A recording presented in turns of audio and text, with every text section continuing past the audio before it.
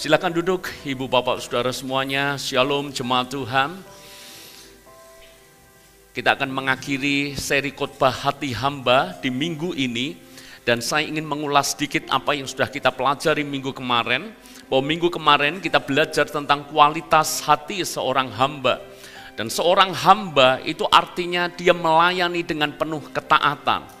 Lalu kemudian kita juga belajar bahwa seorang hamba yang sejati, dia melayani dengan hati yang rela dan penuh dengan sukacita.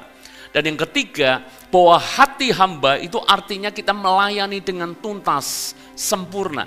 Contoh yang sudah kita pelajari bersama-sama adalah tentang Ribka. Dan bagaimana Ribka itu melayani dengan penuh ketaatan.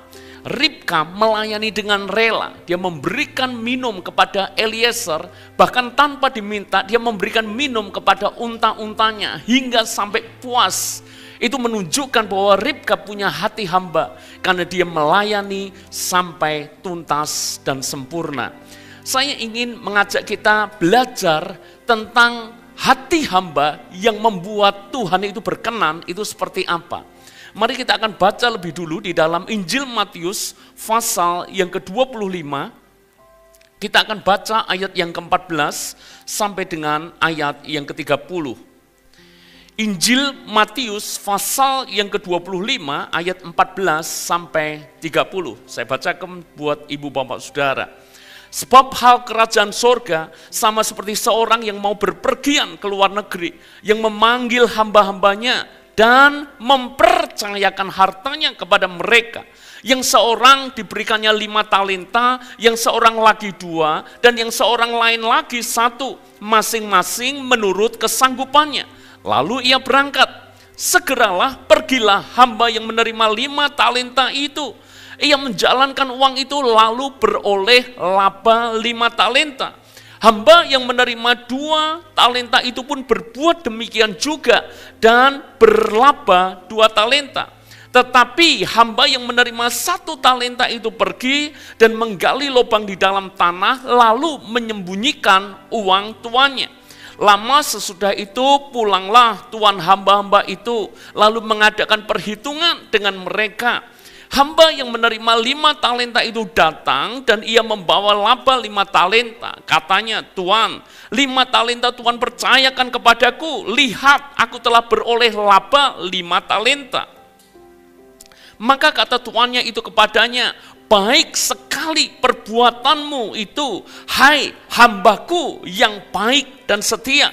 Engkau telah setia dalam perkara kecil, aku akan memberikan kepadamu tanggung jawab dalam perkara yang besar. Masuklah dan turutlah dalam kebahagiaan Tuanmu. Lalu datanglah hamba yang menerima 2 talenta itu. Katanya, Tuan, 2 talenta Tuhan percayakan kepadaku. Lihat, aku telah beroleh laba 2 talenta. Maka kata tuannya itu kepadanya, baik sekali perbuatanmu itu, hai hambaku yang baik dan setia. Engkau telah setia memikul tanggung jawab dalam perkara yang kecil.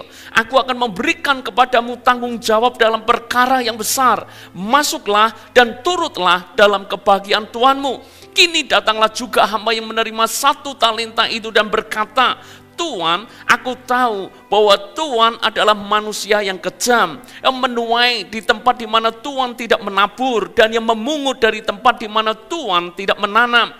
Karena itu aku takut dan pergi menyembunyikan talenta Tuan itu di dalam tanah. Ini terimalah kepunyaan Tuan. Maka jawab tuannya itu, hai kamu hamba yang jahat dan malas. Jadi kamu sudah tahu bahwa aku menuai di tempat di mana aku tidak menabur dan memungut dari tempat di mana aku tidak menanam. Karena itu sudah seharusnya uangku itu kau berikan kepada orang yang menjalankan uang, supaya sekembaliku aku menerimanya serta dengan bunganya. Sebab itu ambillah talenta itu daripadanya dan berikanlah kepada orang yang mempunyai 10 talenta itu. Karena setiap orang yang mempunyai, kepadanya akan diberi sehingga ia berkelimpahan. Tetapi siapa yang tidak mempunyai, apapun juga yang ada padanya akan diambil daripadanya. Dan campakkanlah hamba yang tidak berguna itu ke dalam kegelapan yang paling gelap. Di sanalah akan terdapat ratap dan Kertagigi. Hari ini kita akan belajar dengan satu judul, bagaimana kita menjadi hamba yang baik dan setia. Ibu bapak saudara semuanya, kalau Anda pelajari dengan teliti, seringkali kita ini hanya fokus dengan jumlah. Ada yang dikasih 5, ada yang dikasih 2, ada yang dikasih 1. Dan seolah-olah kalau kita dikasih 5, maka kita harus punya passion yang besar untuk kita menjalankan. Kalau kita dikasih 2, berarti kita juga menjalankan. Dan kalau 1, seolah-olah ada tingkatan. Kalau 1, ya begitulah. Padahal kalau Anda pelajari dengan sungguh-sungguh, ingat, mau dikasih 5, mau dikasih 2, mau dikasih 1, coba perhatikan baik-baik. Tuhan itu selalu memuji dengan perkataan yang sama. Setuju enggak? Ketika hamba yang 5 beroleh laba 5 talenta, Tuhan berkata apa? Engkau hambaku yang baik dan setia. Engkau setia terhadap perkara kecil. Ingat loh, dikasih 5 pun tuannya berkata, engkau setia pada perkara kecil, aku akan memberikan perkara yang lebih besar. Hamba yang menerima 2 talenta itu juga disebutkan dengan perkataan yang sama. Engkau hambaku yang baik dan setia. Engkau setia dengan perkara kecil, aku akan berikan perkara yang lebih besar. Kalau kira-kira cerita ini berlanjut dan ceritanya berbeda, yang 1 talenta menjalankan, kira-kira tuannya akan mengatakan hal yang sama atau tidak? Sama. Jadi sebetulnya ini tidak urusan soal berapa banyak Tuhan percayakan. Karena kalau Tuhan percayakan selalu menurut akan kesanggupan kita masing-masing. Saya yakin seandainya yang dipercaya 1 talenta, dia kerjakan dengan setia, maka tuannya juga akan berkata, engkau hambaku yang baik dan setia. Engkau setia dengan perkara kecil, maka engkau akan dipercaya perkara yang besar. Hari ini kita akan belajar bagaimana menjadi hamba yang baik dan setia. Sekali lagi, ini bukan hanya soal pelayanan, tapi ini juga menyangkut dalam hidup Anda sehari-hari. Bagaimana di dalam keluarga, bagaimana di dalam pekerjaan, bagaimana di dalam kehidupan Anda. Apakah kita menjadi hamba yang baik dan yang setia? Dan hari ini kita akan sedikit lebih dalam karena saya ingin mengajak kita belajar studi kata. Studi kata dari bahasa asli dari ayat yang kita baca. Kata yang diulang-ulang dalam perumpamaan ini adalah, hai engkau hambaku yang baik dan setia. Diulang lagi, engkau hambaku yang baik dan setia. Pertanyaannya adalah, yang dimaksud baik itu seperti apa? Yang dimaksud setia itu seperti apa? Itu sebabnya saya ingin mengajak kita belajar dari bahasa aslinya. Dan percayalah, saya sederhanakan sedemikian rupa supaya kita bisa mengerti dan menangkap apa yang dimaksud hamba yang baik, apa yang dimaksud hamba yang setia. Yang pertama, kita baca dulu saudara-saudara di dalam Matius pasal yang ke-25 ayat yang ke-14. Matius 25 ayat yang ke-14. Sebab itu hal kerajaan sorga sama seperti seorang yang mau berpergian ke luar negeri, memanggil hamba-hambanya dan mempercayakan hartanya kepada mereka. Saya ingin pertama belajar mengajak Anda mengerti hamba yang setia itu seperti apa. Kata setia dalam bahasa Yunaninya itu adalah pistos. Saya sudah tulis di depan, pistos. Pistos sendiri itu punya beberapa arti. Dan salah satu artinya adalah trusty. Trusty itu artinya bisa dipercaya. Maka kata setia itu artinya bisa dipercaya. Ketika Tuhan itu berkata, engkau hambaku yang baik dan setia, itu artinya engkau hambaku yang bisa dipercaya. Bagian Tuhan itu mempercayakan. Setuju dengan saya? Dan bagian kita menjadi hamba yang bisa dipercaya. Sekali lagi, bagiannya Tuhan adalah memberi kepercayaan. Setiap orang selalu diberi kepercayaan dalam hal apapun.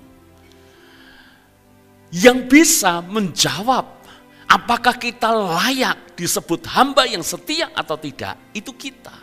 Sebab kitalah yang harus menjadi hamba yang bisa dipercaya. Nah, saudara-saudara, jangan sampai kita minta diberi kepercayaan, tetapi kita gagal untuk bisa dipercaya. Hukum secara universal prinsipnya seperti ini. Kalau Anda bisa dipercaya, Anda akan dipercayakan perkara yang lebih banyak lagi. Pada saat kita tidak bisa dipercaya, maka orang pun tidak akan percaya kepada kita. Itu sebabnya saya selalu berkata kepada karyawan kami, kepada jemaat, kepada setiap orang, kepercayaan itu mahal. Kepercayaan itu hal yang penting. Kepercayaan itu hal yang bernilai. Jangan pernah menyia-nyiakan. Begitu jahatnya kita, nanti kita akan belajar lebih dalam tentang ini. Kalau Anda dipercaya, saya dipercaya, tapi menyia-nyiakan kepercayaan itu. Di mata Tuhan kita jahat. Alkitab menulis tentang hamba yang punya 1 talenta. Tuhan memberikan kesempatan, dia dipercaya, tapi dia gagal menggunakan kesempatan itu dengan baik. Dia tidak bisa dipercaya. Karena daripada dia menjalankan talenta itu, dia memilih untuk membendamkannya di tanah dan tidak melakukan apa-apa. Dan Tuhan komentarnya apa tentang hamba ini? Hai, engkau hambaku yang tidak hanya malas. Kalau malas itu pasti, karena dia tidak mau kerja, dia hanya diam. Tapi komentar berikutnya itu yang ngeri. Sebab Tuhan berkata, engkau hamba yang jahat. Begitu kita tidak bisa dipercaya, kita jahat. Saya ingin berikan contoh supaya Anda bisa lebih menangkap hamba yang bisa dipercaya itu seperti apa. Contoh dalam Alkitab itu adalah Yusuf. Yusuf adalah hamba. Faktanya secara status benar-benar dia hamba. Tapi bukan sekedar hamba biasa. Tapi Yusuf adalah hamba yang bisa dipercaya. Mungkin kita tidak perlu baca ayatnya karena saya yakin Anda sudah mengerti akan cerita ini. Tapi yang pasti adalah ketika berada di rumah Potifar, Anda lihat. Semua yang dikerjakan Yusuf itu sempurna, excellent. Apapun yang dipercayakan kepada Yusuf, dia lakukan dengan baik. Bahkan Alkitab menulis seperti ini. Sementara Yusuf ada di rumah Potifar, Potifar diberkati karena kehadiran Yusuf. Karena dia mampu memanage, mengelola dengan baik. Dan Alkitab katakan, Potifar sampai percayakan semuanya. Semuanya dalam kuasa Yusuf. Luar biasa. Dia layak untuk menerima akan kepercayaan itu. Karena dia bisa dipercaya. Dan satu waktu dia digoda oleh istri Potifar. Dan hebatnya lagi, Yusuf menunjukkan bahwa dia bisa dipercaya. Dia tidak khianati kepercayaan yang diberikan Potifar kepadanya. Tentu saja ketika Potifar mengatakan semuanya, itu hanya ada satu pengecualian, istrinya. Dan Yusuf dia bertanggung jawab dengan kepercayaan itu. Padahal kalau Yusuf mau, saudara, Yusuf mungkin mendapatkan beberapa hal privilege daripada istri Potifar. Dan justru karena dia tidak mau diajak berzina, maka yang terjadi adalah Yusuf kemudian dijebloskan ke dalam penjara. Namun Alkitab jelas mengatakan seperti ini, orang yang dapat dipercaya itu mendapat banyak berkat. Tetapi orang yang ingin cepat menjadi kaya tidak akan luput dari hukuman. Singkat cerita, Yusuf bisa dipercaya. Maka dia mendapat banyak berkat. 13 tahun kemudian, Yusuf akhirnya bisa menafsirkan mimpi daripada Fir'aun. Dan dia diangkat menjadi raja muda di Mesir. Ada satu falsafah Jawa cukup menarik. Entah saudara pernah dengar atau tidak. falsafah Jawa ini ngomong seperti ini. Jenang opo jeneng. Siapa pernah dengar? Tolong angkat tangan. Jenang opo jeneng. Yang berasal dari luar kota atau luar pulau, izinkan saya kasih translate buat pasangan yang baru menikah, Stefan dan istri. Istrinya nun jauh di sana, you know jenang? Saya yakin tidak. Jeneng apalagi mirip tapi beda jauh. Jenang atau jeneng. Jenang itu apa? Bubur. Jenang singkatnya adalah makanan. Jeneng artinya nama. Dalam hidup seringkali kita diberikan pilihan. Jenang apa jeneng? Makanan, uang, kekayaan, atau nama baik. Kalau Anda diberikan pilihan itu, Anda akan pilih yang mana? Dan filosofi Jawa ini melanjutkan seperti ini. Ojo ngerusak jeneng goro-goro jenang. Jenang jangan sampai merusak jeneng. Jeneng, nama baik, Anda jaga dengan baik. Saya percaya yang namanya jenang bisa datang dengan sendirinya. Setuju dengan saya? Celakanya adalah banyak orang mengorbankan jeneng demi jenang. Mengorbankan nama baik demi uang, demi kekayaan. Dan kadangkala ironisnya lagi, uang yang tidak seberapa. Sehingga dia tidak bisa dipercaya dan selesai. Di banyak perusahaan, di banyak kehidupan, saya menjumpai ada banyak orang tidak bisa dipercaya hanya soal uang. Begitu nama kita rusak, sulit saudara untuk memulihkannya. Jenang, makanan, bisa dengan gampang kita dapatkan lagi. Setuju? Bubur itu selalu jualan di mana-mana. Hari ini habis, besok selalu ada. Jangan khawatir akan yang namanya jenang. Tapi jeneng saudara, nggak bisa buat main-main. Begitu jeneng kita rusak, nama kita rusak, itu mirip dengan BI checking. Tahu? Yang tahu mungkin pernah berurusan dengan itu. Nggak usah mantok-mantok saudara ya. BI checking itu ralat kalau salah, saya salah. Begitu kita ambil kredit kita macet. Bayarnya telat, sedikit telat saja, itu sudah ada di sana, saudara. Dan untuk pemutihan, untuk bisa dipulihkan, itu butuh waktu 2 tahun. Koreksi saya kalau salah. Padahal sedikit Anda telat, 1 kali bayar angsuran saja. Memulihkannya 2 tahun. Kebetulan minggu ini saya urus beberapa berkas di bank, dan karena jarak antara tempat yang urus itu dekat dengan saya, antriannya dekat, saya tahu apa yang sedang dibicarakan di depan. Jadi ceritanya ada nasabah itu komplain, ya, kenapa namanya itu masuk ke daftar BI checking. Gitu.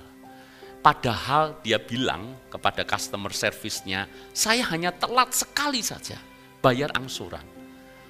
Dan namanya langsung masuk, saudara. Untuk memulihkan, ada solusinya memang. Solusinya adalah kalau memang sudah lunas, minta ke leasing, di mana dia angsur itu mobil, kemudian minta surat pernyataan bahwa sudah lunas, dibawa ke OJK, supaya OJK itu hapus daripada daftar BI checkingnya. Bayangkan, telat sedikit saja, nama itu bisa rusak dan perlu dipulihkan. Saya pernah marah dengan karyawan saya. Karyawan saya ketahuan melakukan markup. Ya, tentu saja tidak usah lihat karyawan saya yang ada di gereja, saudara, bukan mereka. Karyawan saya melakukan markup dan akhirnya ketahuan. Dan kemudian, saudara, ketika ketahuan saya panggil, dan yang lebih konyol lagi buat saya adalah nilainya itu tidak seberapa. Kalau nilainya miliaran, ya uang saya tidak ada miliaran, atau karuan nilainya jutaan, puluhan juta, atau minimal juta Anda. Saya mungkin masih bisa maklum. Gitu. Silau dengan uang sebanyak itu. Ini nilainya hanya ratusan ribu. Saya marah, saya panggil dia. Dan ekstrimnya secara keras saya bilang seperti ini. Apakah nilaimu itu hanya ratusan ribu? Hanya ratusan ribu loh, engkau mau lakukan ini. Hanya demi ratusan ribu engkau kianati kepercayaan ini. Nilaimu apakah sebanding hanya dengan ratusan ribu? Saya bukan mengajak Anda, kalau gitu yang miliatan boleh ya Pak ya. Bukan itu poinnya. Tapi bayangkan kalau hanya demi nilai ratusan ribu, dia melakukan markup, dia curang, dia tidak bisa dipercaya. Bukankah itu menutup pintu berkatnya sendiri? Kira-kira kalau tahu yang ratusan ribu aja diembat, saya kasih kepercayaan dia jutaan enggak? Saya kasih kepercayaan dia miliaran enggak? Jelas enggak mungkin. Saya ingin mengajak Anda menularkan hal ini kepada saudara. Bukan untuk kebanggaan. Tapi dalam hidup, kami suami istri selalu berprinsip dari awal hingga sekarang. Nama baik lebih penting daripada apapun. Yang setuju katakan amin. Jaga nama baik Anda. Jangan sampai nama baik kita rusak. Jaga. Wariskan itu kepada anak cucumu.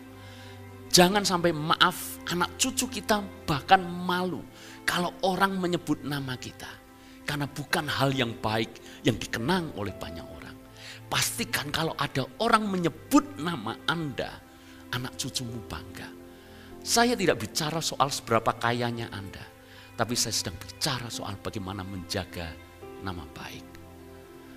Makanya ini adalah prinsip yang saya mau tularkan kepada siapapun. Saya tularkan kepada staf karyawan kami. Saya tularkan kepada staf di gereja. Bahkan Anda kalau mengikuti menjadi jemaat di tempat ini, saya selalu ingatkan bahwa integritas itu hal yang terpenting. Makanya kalau Anda berjemaat, Anda tahu, Anda mau cek laporan keuangan gereja, mau cek apapun, selalu Anda akan dapati bersih adanya. Bahkan tiap minggu kita laporkan. Setelah ibadah firman selesai, rekaman di YouTube dimatikan, lalu kemudian Anda tahu laporan gerejanya seperti apa. Karena ini rumah kita bersama, kita ini family, kita ini keluarga. Anda tahu dan Anda bisa mengerti, kami bisa pastikan soal keuangan, kita semuanya harus belajar jujur. Bagaimana gereja ini bisa diberkati kalau hanya soal uang kita tidak jujur. Amin saudara. Mari belajar sama-sama. Jadi hamba yang setia. Hamba yang setia artinya trusty, bisa dipercaya. Pertanyaan saya, bisa dipercayakah Anda? Amin. Kalau Anda dipercaya pelayanan, bisakah Anda dipercaya? Kalau Anda dipercaya oleh atasanmu, bisakah Anda dipercaya? Kalau Anda anak-anak muda, Anda dipercaya oleh orang tuamu, Anda berada di luar kota, beberapa anak youth akan kuliah di luar kota, Anda bisa dipercaya? Tidak ada lagi orang tua yang mengawasimu, Anda bisa dipercaya? Belajar jadi hamba yang baik dan setia. Yang kedua, saudara-saudara, mari kita belajar sekarang hamba yang baik. Hamba yang baik itu artinya apa? Kalau yang setia kita sudah tahu, artinya bisa dipercaya. Yang baik itu seperti apa? Ayatnya di dalam ayat yang ke-16. Segera pergilah hamba yang menerima 5 talenta itu, atau 2 talenta itu, sama saudara. Ia menjalankan uang itu lalu beroleh laba 5 talenta. Kalau yang 2 berarti beroleh laba 2 talenta. Maka ketika tuannya berkata, engkau hambaku yang baik. Kata baik itu menggunakan bahasa asli, bahasa Yunani agathos. Agathos itu beda dengan atos, itu bahasa Jawa saudara. Kalau bahasa Yunani agathos. Agathos itu artinya useful. Useful itu artinya berguna. Maka ketika Tuhan berkata, engkau hambaku yang baik dan setia. Engkau ini bisa dipercaya, tapi engkau juga berguna. Ternyata setia saja tidak cukup. Bisa dipercaya saja tidak cukup. Jujur saja tidak cukup. Saya nggak mau juga, saya punya staf, punya karyawan, bisa dipercaya, bisa. Jujur, jujur. Setia, setia. Berkontribusi? Enggak mau saudara. Betul enggak? Anda mau di sini pengusaha-pengusaha, karyawanmu jujur tapi enggak lakukan apa-apa. Anda mau? Setia sih, loyal. Yang lain udah keluar, dia tetap setia dengan kita. Tapi enggak kasih kontribusi apa-apa. Anda mau? Enggak juga. Makanya kombinasi ini penting buat kita, hamba-hamba Tuhan, jemaat Tuhan. Kita harus jadi hamba yang berguna. Bandingkan dengan hamba yang punya 1 talenta. Hamba yang punya 1 talenta, itu talentanya dipendam. Karena dipendam, gak bertumbuh, gak berkembang, gak menghasilkan sesuatu. Makanya Tuhan yang menyebut engkau hamba yang jahat, engkau hamba yang malas. Saya garis bawahi sekali lagi, ingat, diam, pasif, tidak menghasilkan apa-apa, itu jahat di mata Tuhan. Karena Tuhan sudah kasih kepercayaan dan tidak dilakukan apa yang harusnya dia lakukan. Mungkin Anda heran, bagaimana mungkin kok Tuhan kejam ya? Cuma diem loh, kok disebut jahat? Padahal kalau dipikir, saya tanya,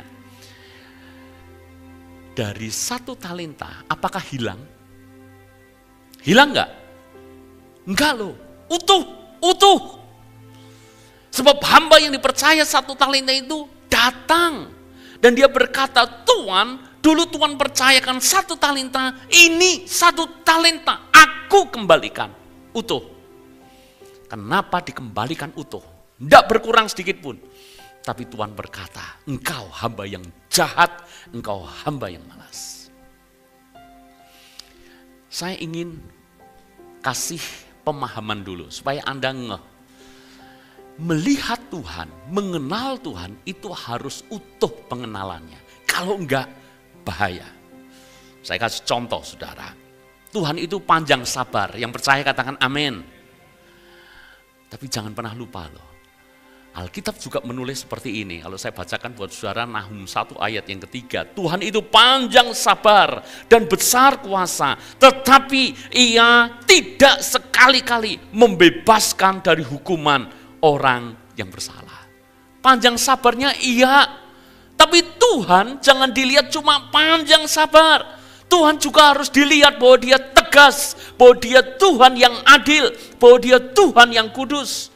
Maka benar dia panjang sabar, tapi Alkitab juga mengatakan sekali-kali Tuhan tidak akan membebaskan mereka yang bersalah. Orang yang bersalah tetap dihukum.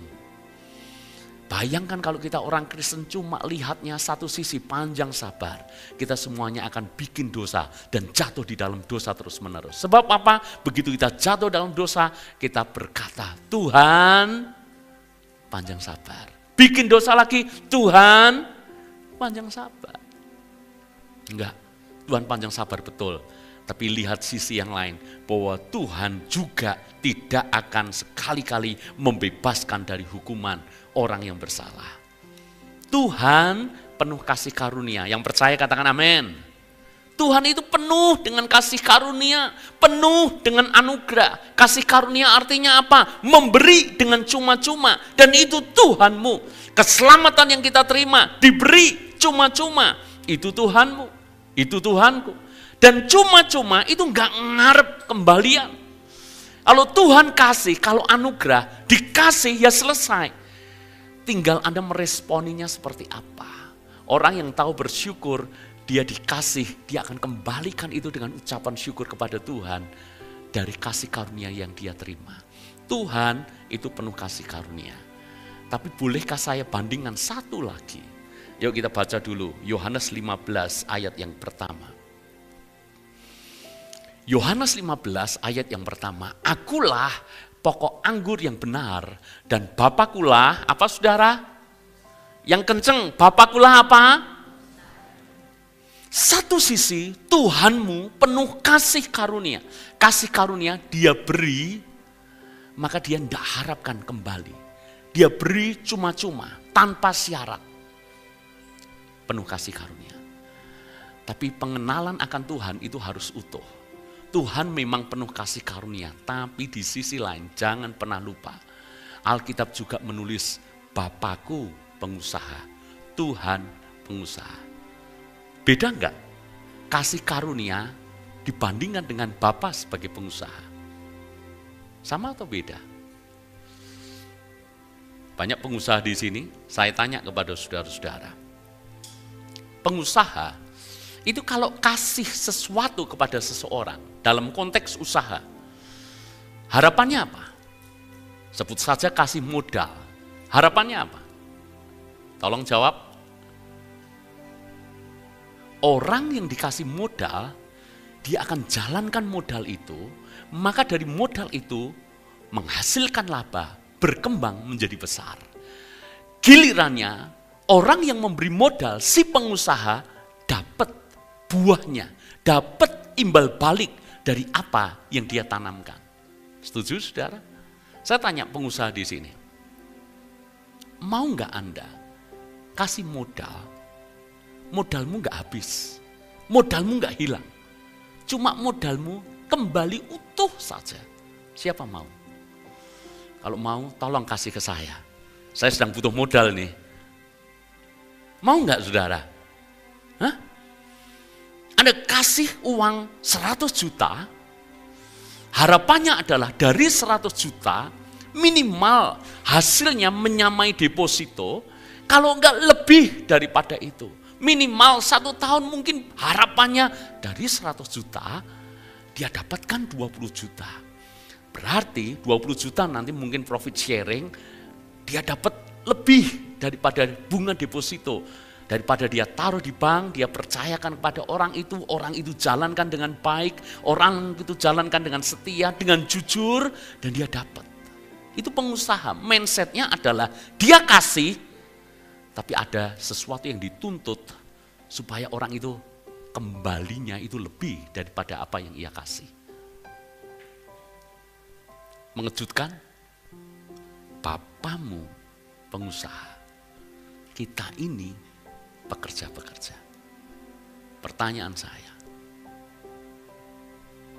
apakah Anda jadi hamba-hamba yang mengembalikan lebih dari apa yang Tuhan sudah percayakan? Kalau tidak, kita disebut malas. Kalau tidak, kita disebut jahat. Sebetulnya bukan ukuran jumlah besarnya berapa kok. 1 talenta pun, kalau akhirnya dia datang kepada tuannya dan berkata, Tuan, dulu Tuan kasih 1 talenta, sekarang talenta. Saya yakin sekalipun jumlahnya kalah besar dari teman-temannya, Tuhan itu akan tetap mengatakan hal yang sama. Engkau hambaku yang baik, engkau hambaku yang setia, turutlah dan masuklah dalam kebahagiaan Tuhan. Apa yang Tuhan percayakan dalam hidup? Waktu, jangan sia-siakan waktu. Kesempatan, jangan pernah sia-siakan kesempatan yang Tuhan kirim kepadamu. Uang, jangan pernah sia-siakan berkat yang Tuhan percayakan kepadamu. Bakat, talenta, jangan pernah simpan untuk dirimu. Semakin Anda banyak dipercaya, semakin Anda banyak dituntut. Betul nggak? Yakobus pasal yang ketiga, itu prinsipnya. Kalau Anda dipercaya banyak, Anda juga dituntut banyak. Saya mau bertanggung jawab dengan apapun yang Tuhan percayakan kepada saya. Saya dipercaya Tuhan untuk mengelola usaha. Saya akan semampunya yang terbaik lakukan usaha saya. Minimal itu jadi berkat buat keluarga saya. Itu jadi berkat buat staf karyawan kami. Dan dari hasil itu kami masih bisa memberkati pekerjaan Tuhan, menjadi berkat bagi sesama. belajar tanggung jawab. Kalau Tuhan kasih kesempatan untuk saya menggembalakan saudara-saudara di tempat ini, buat saya itu kepercayaan. Dan saya harus berkata kepada saudara, alangkah jahatnya kalau saya tidak mengembalakan Anda dengan baik. Kalau saya kasih makanan rohani asal-asalan kepada saudara. Kalau saya tidak membawa Anda ke padang rumput hijau, tidak menuntun Anda di air yang tenang. Kalau saya tidak bersama dengan saudara di masa-masa kekelaman saudara, berarti saya tidak layak untuk dipercaya. Bakat, talenta, tiap orang beda-beda. Dan gak usah membanding-bandingkan. Soal khotbah, gak perlu dibandingkan dengan pengkhotbah ini dengan pengkhotbah itu. Saya kalau dibandingkan dengan pengkhotbah yang ada di YouTube, di TikTok, kalah. Tapi gak apa-apa saudara. Yang penting adalah saya yang the best, yang terbaik dari apa yang Tuhan percayakan. Itu yang saya lakukan. Saudara menyanyi, belajar yang terbaik, kembalikan itu untuk Tuhan. Dan jangan kalau karaoke kita semangat banget ya, udah bayar semangat saudara. Kalau di gereja, kalau Anda sungguh-sungguh mau ikuti modul kelas pelayanan, mau digembalakan dengan baik, mau melayani, kenapa kita tidak nyanyi untuk Tuhan? Yang punya keahlian ini, keahlian itu, kenapa tidak layani Tuhan? Saya tahu sekarang ini ada sindrom seperti ini. Saya tidak mau dalam-dalam masuk gereja. Sebab kalau saya masuk dalam-dalam ujung-ujungnya kecewa. Ini sindrom yang saya dengar beberapa waktu tahun terakhir ini. Penting ke gereja itu udahlah jadi jemaat biasa. Makanya di gereja yang mana gereja besar, tidak terdeteksi, itu biasanya orang pada suka. Dan kalau di gereja medium atau kecil seperti kita, itu banyak orang mungkin mikir untuk masuk. Sebab apa? Akan terdeteksi. Takutnya nanti harus dikunjungi, takutnya nanti didorong untuk pelayanan, takutnya didorong untuk aktif. Memang ada sindrom, saya tidak mau masuk dalam-dalam. Kalau saya masuk begitu dalam ke gereja, saya tahu bobroknya pemimpin di gereja itu dalamnya kayak apa, saya nanti kecewa. Udahlah dari jauh aja. Saya tahu itu bisa terjadi. Tapi kenapa kita tidak renungkan akan perumpamaan ini? Apapun alasannya, kita dituntut Tuhan karena Dia pengusaha untuk kita lakukan sesuatu bagi kepentingan kerajaan Allah. Anda dituntut untuk menjadi berkat bagi sesamamu. Anda dituntut menjadi berkat dimanapun Tuhan tempatkan engkau. Dalam keluarga jadi berkat. Dalam pekerjaan jadi berkat. Kalau Anda ditempatkan di gereja jadi berkat. Dan saya belajar, gereja ini tidak sempurna. Tapi saya bisa pastikan kalau Anda masuk lebih dalam, justru Anda akan mengenal gereja ini seperti apa. Anda akan tahu bahwa tidak ada yang kami sembunyikan. Dan kami bisa pastikan Anda tidak akan murtad kalau Anda tahu, kenal gereja ini lebih dalam. Kami belajar apa adanya, tulus di hadapan Tuhan ketika melayani pekerjaan Tuhan. Satu prinsip yang saya pegang, ada rekan hamba Tuhan yang selalu mengingatkan saya. Jadi hamba Tuhan, jadi gereja yang tulus, sederhana, gak usah neko-neko. Kerjakan yang terbaik, selebihnya biarlah segala sesuatu bagi kemuliaan nama Tuhan. Amin. Mari saudara, jadi hamba yang baik, jadi hamba yang setia. Yang terakhir, saya akan selesai di poin ini. Hamba yang baik dan setia itu artinya mau setia dengan perkara kecil. Kalau kita membaca di dalam Matius pasal yang ke-25 ayat yang ke-23, kata yang saya highlight adalah ini. Engkau telah setia memikul tanggung jawab dalam perkara kecil, aku akan memberikan kepadamu tanggung jawab dengan perkara yang besar. Skip dulu, saya ingin cerita kepada Anda. Kita sering dengar jargon yang berkata seperti ini. Lakukan apa yang kita cintai. Lakukan apa yang kita suka. Do what you love. Apa Apa yang Anda suka, lakukan itu. Kita kan seringkali mengarahkan orang tua, mengarahkan kepada anak. Kamu sukanya apa? Lakukan itu. Jadi seringkali masuk di dalam pikiran kita, masuk dalam telinga kita, seolah-olah kita hanya melakukan apa yang kita suka. Nggak salah saudara, Anda bekerja di bidang yang Anda suka. Dan adalah hal yang baik kalau Anda bekerja melayani di bidang yang Anda suka. Tapi dalam hidup, pada kenyataannya, Anda dan saya harus berhadapan dengan kenyataan yang berbeda. Bahwa kadangkala kita harus melakukan hal yang sebenarnya kita tidak suka. Tapi bagaimana lagi Tuhan tempatkan kita dalam kondisi seperti itu. Kira-kira menurut Anda, apakah ada menjadi budak itu passionnya Yusuf? Jelas enggak. Passionnya Yusuf jadi pemimpin. Sebab itu mimpi yang dia terima. Bahwa ayah ibunya, saudara-saudaranya sujud menyembah dia. Berarti passionnya Yusuf, aku akan memimpin. Itu yang dia suka. Tapi kenyataan dalam hidup bukan hanya soal apa yang Anda suka. Dalam hidup kita harus memilih bertanggung jawab. Sekalipun itu mungkin apa yang kita tidak suka. Yusuf menjadi hamba, mana dia suka, mana ada orang suka jadi hamba.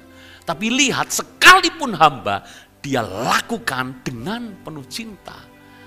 Padahal kalau dipikir, kalau hamba itu kan masa depannya gelap, selesai udah. Tapi lihat loh, Yusuf dia begitu setia mengerjakan dimanapun dia berada. Di rumah Potifar, di dalam penjara, dia lakukan dengan penuh cinta.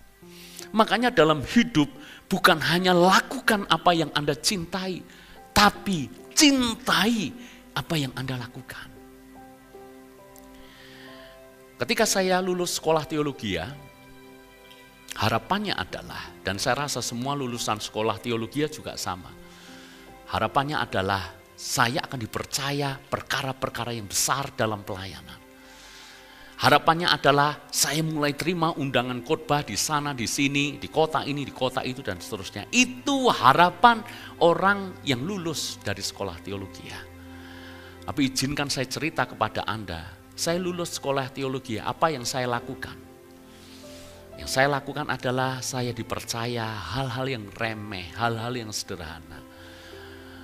Waktu itu saya bersama dengan Pak Ferry, kalau mungkin masih ingat, bangun pagi kami harus sapu gereja, kami harus pel. Setelah itu doa pagi, selesai doa pagi saya harus cabuti rumput. Rumput yang tidak pernah selesai, itu seolah-olah mengejar angin saudara.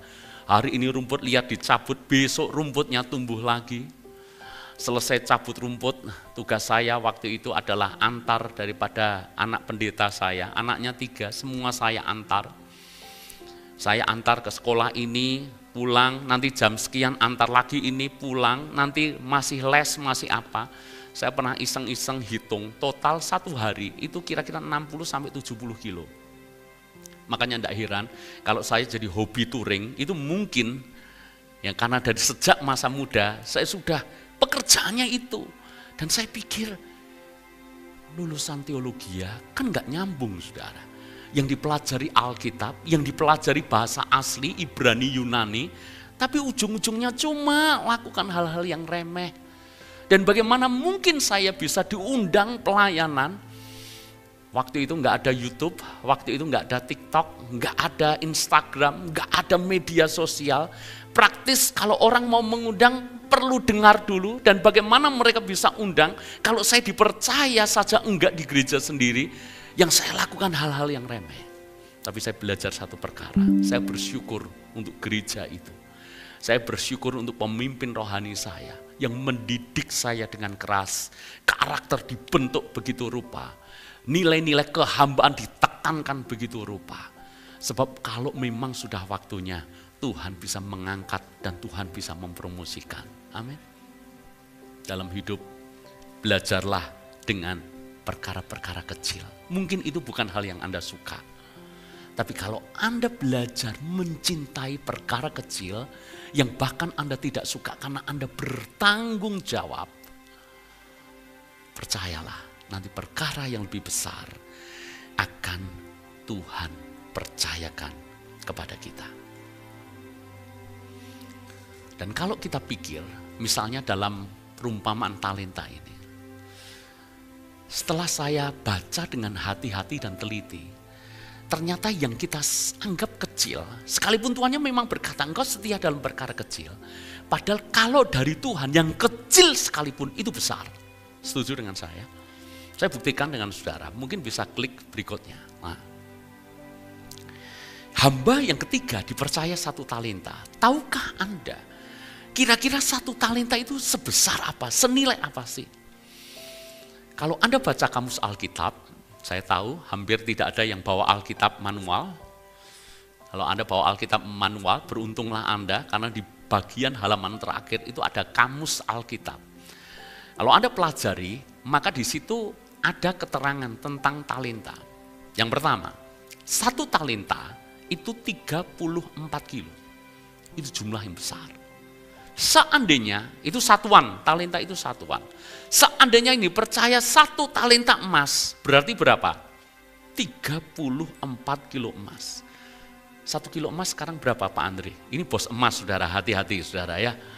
Berapa Pak Andri? 1,2. 1,2 M ya, berarti ya 1 kilo ya. 1,2 M kali 34. Jawabannya adalah 34 tambah 17. Berapa? Kok 17 ya? Udahlah, saya tidak begitu ngerti saudara. Saking banyaknya saudara ya. Bisa 50-an M. Cukup untuk modal kalau itu satuannya emas. Tapi mungkin Anda berkata, yang real aja Pak, G. Di dalam kamus Alkitab, itu 1 talenta itu juga sama dengan 6.000 dinar. 1 dinar itu upah orang kerja 1 hari di Yahudi sana. Jadi Anda kerja dari pagi sampai malam, sampai gelap, sampai petang, itu upahnya 1 dinar. Berarti kalau 6.000 dinar itu sama dengan upah kita bekerja selama berapa hari? 6.000 hari. Lah 6.000 hari itu berapa lama saudara? Kalau Anda 1 bulan bekerja, nggak pernah bolos, nggak pernah cuti. Maka saudara, berarti Anda kerja 25 hari dalam 1 bulan. Berarti dalam 1 tahun 25 kali 12, jawabannya adalah 300 hari dalam 1 tahun. Berarti 6.000 dinar, kok ya pas banget, 6.000 dinar dibagi 300 hari. Jawabannya berapa? 20 tahun. Anda kerja 20 tahun, nggak pernah diambil sedikit pun dari gaji itu selama 20 tahun. Itu 1 talenta. Banyak apa sedikit? Besar apa kecil? Makanya aneh, makanya Tuhan itu marah. Melihat yang 1 talenta ini males-malesan. Memang kalau dibandingkan dengan temannya, dia kalah besar. Tapi hidup bukan urusan berlomba dengan teman-temanmu, bukan berlomba dengan saudara-saudaramu. Hidup adalah urusan bagaimana kita berlomba dengan diri kita sendiri. Seandainya hamba yang dipercaya 1 talenta itu, dia setia, maka Tuhan akan percayakan perkara yang lebih besar. Gak apa-apa dikasih 1. Sebab nanti 1 jadi berapa? 2. 2 jadi berapa? 4. 4 jadi berapa? 8 dan seterusnya. Sebagai penutup, klik siapa setia dengan perkara kecil akan dipercaya perkara besar. Saya tidak tahu dengan hidupmu hari ini. Mungkin Anda beberapa berpikir, Tuhan ini bukan tempat yang saya mau, ini bukan passion saya, ini terlalu kecil buat saya. Tuhan selalu fokus dengan apa yang ada di tanganmu. Apa yang ada di tanganmu, kerjakan dengan setia. Nanti Tuhan akan percayakan perkara yang lebih besar. Klik berikutnya. Semakin baik kita mengelola apa yang Tuhan percayakan, semakin banyak Tuhan akan mempercayakan. Kemampuan kita mengelola, tanggung jawab, kesetiaan kita, kebergunaan kita, itu akan membuat Tuhan akan mempercayakan dengan perkara yang lebih besar. Yang terakhir, kita akan kehilangan apa yang tidak kita kelola. Sebaliknya, kalau kita bisa kelola dengan baik, akan ditambahkan kepada kita. Amin, saudara. Hamba yang punya 1 talenta, dia kehilangan. Sebab apa? Tuhan itu berkata, ambil. Prinsipnya mungkin aneh. Yang punya banyak dipercaya lebih banyak. Yang tidak punya malah diambil. Yang 1 malah diambil. Kasih yang 10. Hari ini, coba renungkan baik-baik. Apa yang sudah Tuhan percayakan kepadamu. Jangan sampai nanti pada masa kita harus mempertanggungjawabkan. Apa yang ada pada kita justru diambil karena kita tidak pernah mengelolanya dengan baik. Mau jadi hamba yang baik? Amin. Mau jadi hamba yang setia? Setia artinya bisa dipercaya. Baik artinya berguna. Setia dengan perkara kecil, Tuhan percayakan perkara yang lebih besar. Tuhan memberkati, mari bangkit berdiri bersama-sama.